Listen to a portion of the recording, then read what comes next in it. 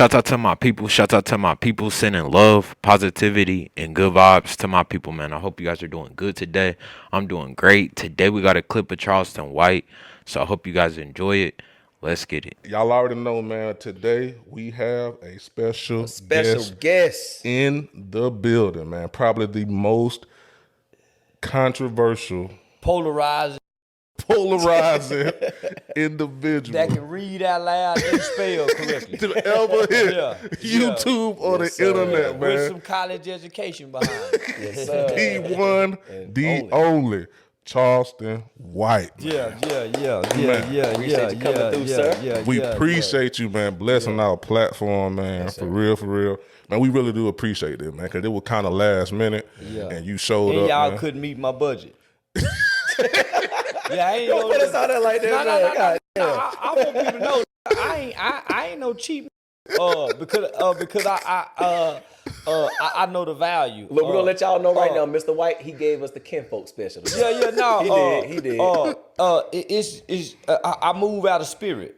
I know what I know, but man, I don't know a lot of shit. So I didn't know who I didn't know the platform. Yeah. I ain't know the format. Facts. So but it made sense. Financially, it made sense. Plus, by being the first of the month, it made sense. Man, we appreciate it, man.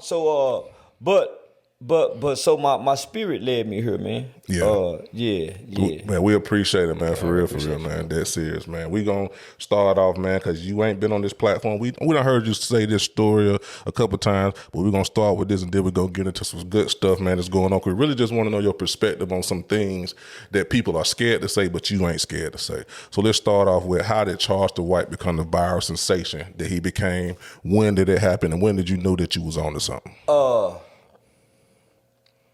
I used to go to Washington, D.C. every year, every November for a national convening.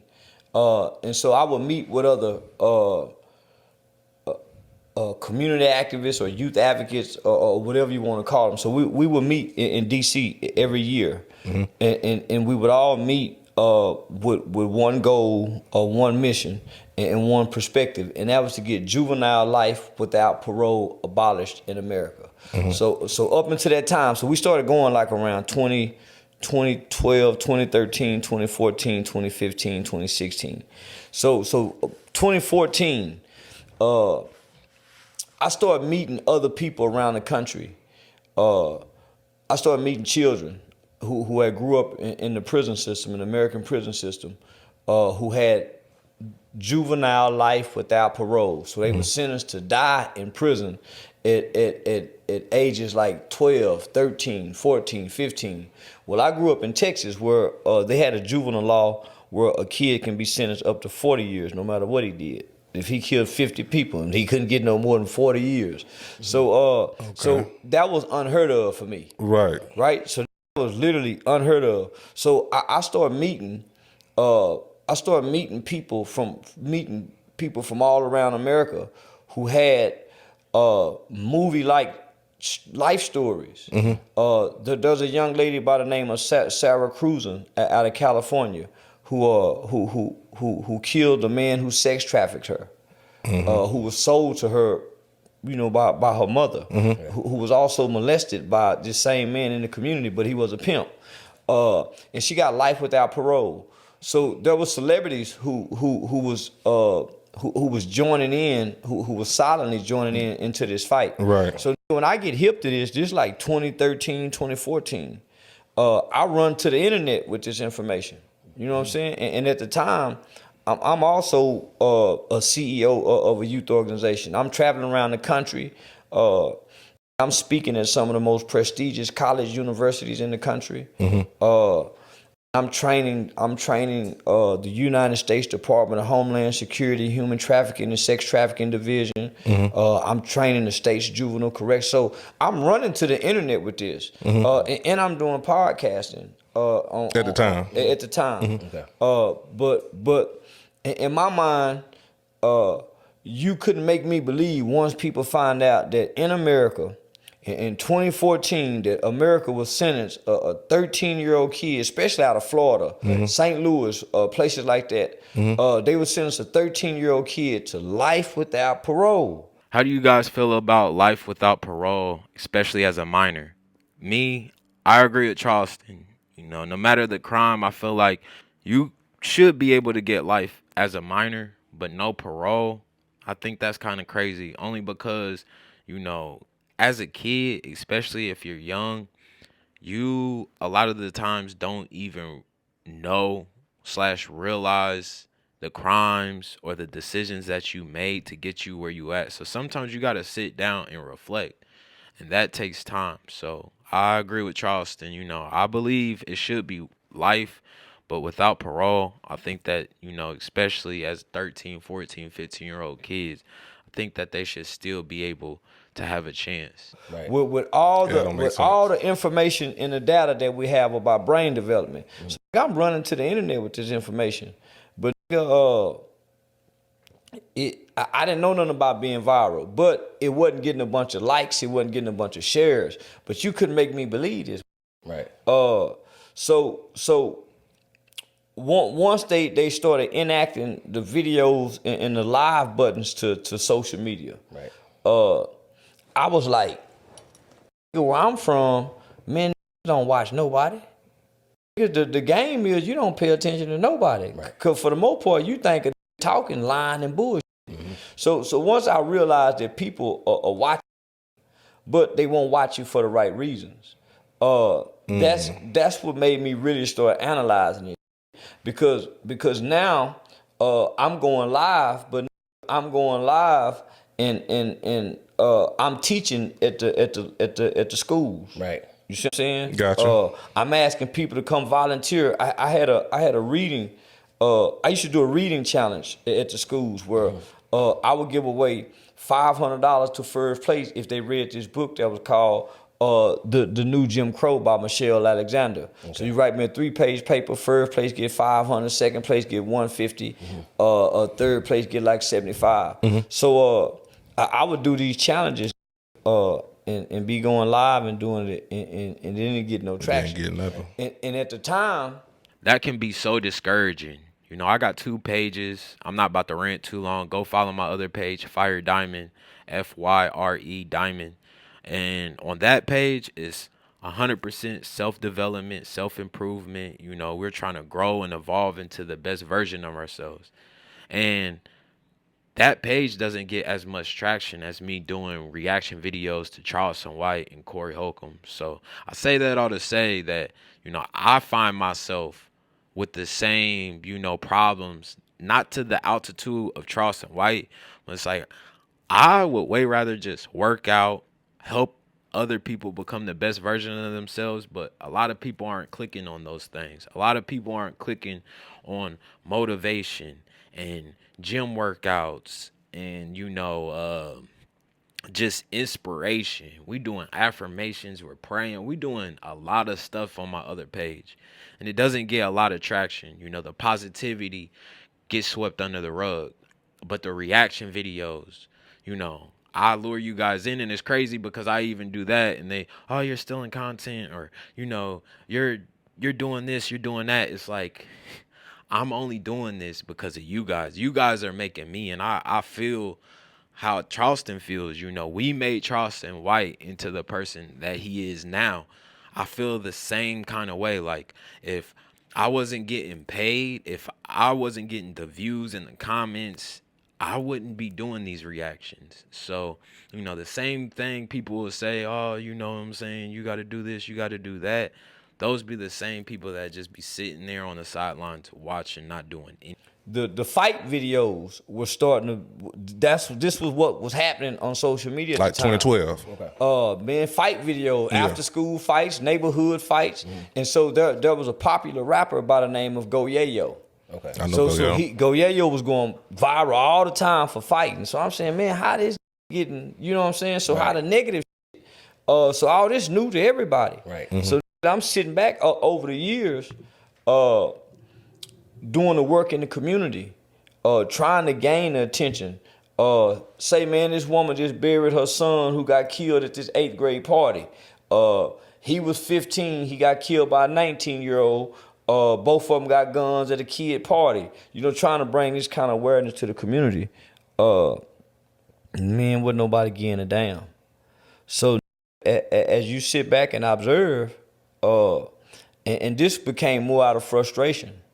Man, fuck you, bitch ass. Shooting at the goddamn. Because I just buried this 15-year-old kid who was claiming blood. Right? So I just buried this 15-year-old kid who came claiming blood in this blood neighborhood. I just had a barbecue to try to raise money to bury this blood baby. I was just down at the funeral home fighting with the funeral home because the mama got some insurance, but she don't have enough insurance because the funeral home trying to overcharge her for the prices. Right. So now we trying to raise money for the 12-year-old little brother who watched him get killed. But ain't no bloods coming to donate. So I guess it's easy to get online and say, you slob ass. Blood ass. It ain't funny, but I'm saying this out of the pain for this mama because this kid died claiming blood. So, but when I go to the Mexican funeral, when I go to the Latin King Mexican funeral, the Latin King Mexicans done paid for the whole funeral. They helping the Latin Kings done paid for the whole funeral. The Latin Kings got a treasurer where the family can go get money from the treasurer. See, they got a hierarchy. And I'm watching the Latin Kings take care of the family member. They got a Latin, but I'm looking at the Mexicans, I'm looking at the blacks. So it's easy, man. So I'm from to say because this is not my competition, but this is my opposition. Because these same kids that's killing, I'm also talking to them at the juvenile center that's facing these 40 years of facing certification. And I'm saying, God, y'all did that? Well, you ain't gonna snitch. So as I'm talking to them, I'm saying, well, where are you from? Was you raised by this, raised by that? So once I get past that, now I want to tap into the spirit of this kid. Who is your favorite rapper? Right. So when he tell me who his favorite rapper is, it's gonna tell me a little something about this little. His mindset. His mindset, the spirit that he walking with, the aura, the energy. I definitely agree with that, and that's very smart that he said that, because I feel like, you know, my favorite rapper at first was Ludacris. Chicken and Beer, Southern Hospitality, you know, it was just unique. It was different. It was funny. It was witty. It kind of reminded me of The Baby when he first came out. And then, you know, it switched to 50 Cent. We was rocking the do-rags with the knot, with the wife beater. I ain't gonna lie, I think that's the reason why I wanted to get swole. Seeing No Homo, seeing 50 Cent, now they say No Diddy. Seeing 50 Cent and his wife beater cut up, just got shot 9 times. I'm like, oh yeah, he a machine. You feel me? So then it was 50. And then it switched to Lil Wayne. Lil Wayne was about his money. You know, he ain't the tallest, I ain't the tallest. He got tattoos, made me want to get tattoos. I grew my hair out, you know what I'm saying? So I definitely agree. I feel like your favorite rapper really does impact you, especially younger ages. Now, all money in, no money out. Nipsey Hussle, you know what I'm saying? And he's not even here no more. He'll forever be my favorite, not in the sense of his music, even though I love his music. It was more just like who he was as a person. And just going back to what Charleston was saying, I definitely agree. You know, your favorite rapper is a reflection of who you are. Yeah. So I'm going to go listen to the lyrics of this kid's favorite rapper and come back the next day and say, God, what you like him for? All he talk about is killing. Yeah. No wonder. Yeah. And then go, so just like this 15-year-old kid who I was telling y'all got killed. He got accused of committing a robbery that he didn't commit. And so we fought hard to get him out of juvenile. So this right before he got killed. He could draw real good. When I went to visit him at his house, when I got to the door, they didn't have a doorknob. It was a pair of panties in the hole to cover up the hole where the doorknob would be. Right. To pull the door. To pull the door open. So that touches my heart. Like, God, man, I see why this little guy taking and robbing. And he a big little, but he a good kid with a good spirit. He just come from these conditions. So what I started realizing, homie, that no child is born bad, right? All behavior is learned. Children mimic what they see and repeat what they hear. Yep. So it's our environment, it's our culture that shape these little niggas. So when I started looking at the elements and the conditions of the environment, looking at the culture, the rap music, the rap lyrics, the rap persona, the rap image, and then just what our culture uplift. This is what's driving us this way. So that's the opposition. So looking at all this, when I come online, it's to attack this. Let's destroy this. So you shoot up the motherfucking neighborhood when the white man gets you. So because this is what you're seeing. They just shot up a 93-year-old woman's house last night, and it was the wrong house. But we over here patching the gun holes up with the police department, but they black police officers. So now how can I say fuck the police when it's me and these black police officers pitching in our own money to get this black woman house repaired from these these bullets you shot up through her. Facts. So it's easy to go against street and join in with the police, homie. So that was my outlet when I came to the internet, because I was starting the conditions. It's just like the black woman feel like she hate the black man. She just hate the actions of the black man, the ways of the black man. She really don't hate the black man. But start to hate black people because of the condition that we create for one another. It's easy for the boule or the bourgeois or the uppity Negro to hate the causing these conditions. But you don't want to hate nobody. Yeah. But you can't express that. So coming to the internet and say, man, I hate you. But I'm just saying this, but in my heart, secretly, I'm praying saying, well, God, don't let my heart be hardened toward my own people. Because nigga don't want to hate his own people, but man. So let me ask you a question, Charles. At what point did you feel comfortable enough to show the ignorance of our culture to get your point across? Homie. I know you had it because you like, wait a minute now. I didn't want to lose my white support. I'm gonna be real. Now you know what they're gonna say. They gonna sell out. Was some sellout. Just like most, it's a lot of shit you don't post because you don't want to lose your job. Yeah, that's true. Right? That's a lot too. Yeah, come on, now. But nah, homie. Man, white people done opened doors for me. Right. Homie, I was a pre-law student at Texas Wesleyan University, training the United States Department of Home. I'm leading human trafficking divisions, only for me to come back online 5-7 years later, holler, I white. Ain't never raped nobody. You think they gonna let me lead these trainings? And this is documented. Yeah. This shit documented, homie. My youth organization at the time was highly recommended to all 254 counties throughout the state of Texas by the Texas Juvenile Justice Department. So I'm speaking at every major youth facility, homie. I went so crazy online. The organizations out of Washington, D.C., homie, they literally met with me, man, asked me, man, please, because we gaining NFL support. Homie, I was a poster child. Yeah. But I'm not reaching my people. I'm everything white people wanted me to be, homie. I was a little Dr. King, man. I didn't cuss. Wear gold chain. I always had gold teeth. You know, that's a Southern thing. Yeah, I wouldn't smoke weed on camera. I didn't use the word. So if you follow me or knew anything about me from 2009, 2010 to I ain't started going radical to the police shootings, to Tamir Rice shooting, Bill Cosby's arrest. But before then, I wasn't no online. That's why you saw me in a bow tie. I was very polished, but I wouldn't.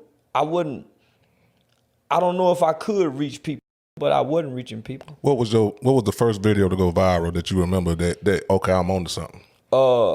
When I threatened to call the police on it, I drove to the police station. It was a gang member, a Fortray gangster crip, Harvard Street crip, online, calling me a sellout because I was speaking against, I think it was either George Floyd or one of them, and bringing a tough guy, but trying to talk community talk. Oh, you a sellout. And he went gang banging on me. So, yeah, I threatened to call the police on him. And, so it was community activists, snitches on Harvard Street Crips. So that's when World Star was big. So it went viral on World Star. So that's what really pushed me into the limelight. Okay. In the comments, you guys let me know something that you don't agree with, something that gets under your skin, something you might not agree or like that Charleston says or does. With me, I would say the fact that I think that he can, collab with other artists, especially like a J Mane or somebody, that's kind of like in his lane. I feel like if he collabed with those people. And another thing I would say is his delivery. But I get, that is the character. He has to play that role in order to get the views and the likes. Let's get into this, man. We got to ask you, man, what's going on between you and Woody? Y'all was met up. Y'all was cool at one point. Where did the disconnect come in that between you and Woody? It was never a connection nor a disconnect. Everything is for the internet. Yeah, everything is for entertainment and content. Yeah, everything. See, this where people get everything confused and mixed up. Just because two people meet each other and get along, they ain't friends. True. Friendship, you have to do, a bond is what make you a friend. What you go through with each other, what you do with each other, it has to be a bond. That's why many turn on each other. Right. That's why so many tell on each other, kill each other, do things to one another, because they all run together in a group. They just like each other, but they really don't have a friendship based on a bond. So nah, man. Yeah, I was very fond of Woody, and we got a great chemistry online, but offline we ain't the kind of that can run parallel in life together. So it wasn't a business beef, right? Nah, hell nah, it ain't no business beef. Because I mean, it ain't no beef. It's just I can't f with a n like you. When the cameras come on, I play.